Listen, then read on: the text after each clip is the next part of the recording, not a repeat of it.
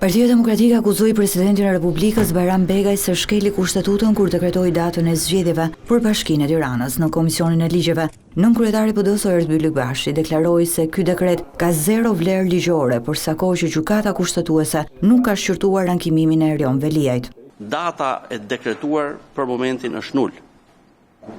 Sa kohë ka një çështje në gjykatë kushtetuese për të shqyrtuar dhe derisa të shprehet ajo gjykatë kushtetuese, ai dekret është në fakt i paqen. Presidenti mund bëj pirueta sa të doj, por shkelja që ka bërë duke pranuar kërkesën e kryeministit dhe më pas duke nxjerrë dekretin është absolutisht në kundërshtim me kushtetutën.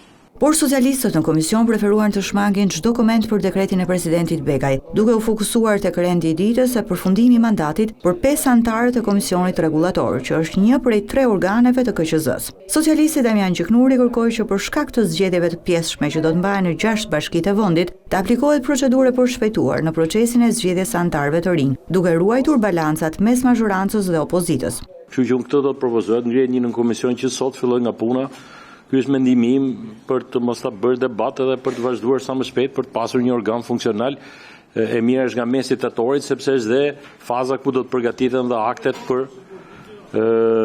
përgatitjen e zgjedhjeve të cilat do të zhvillohen në disa bashki të vendit. Por propozimi socialistëve u rrëzua nga opozita, e cila kërkoi respektimin e rregullores dhe ndjekjen e procedurës normale për zgjedhjen e anëtarëve të komisionit rregullator. Shqetësimi i opozitës ishte kush do të hartojë rregullat për zgjedhje pjesshme të 9 nëntorit nëse anëtarëve aktual u përfundon mandati në 5 tetor, duke këmbë ngulur që ata të qëndrojnë në detyrë derisa të zgjidhen anëtarët e rinj. Në përfundim të debateve u vendos që të respektohet rregulloria të nisë procedura për zgjedhjen e anëtarëve të komisionit rregullator. Bashkë me komisionin rregullator u hap gara edhe për zëvendës komisionerin, postë të cilin e ka sot Lealba Pelingu, e propozuar nga Partia Demokratike, pasi mandati i saj ka përfunduar prej një viti.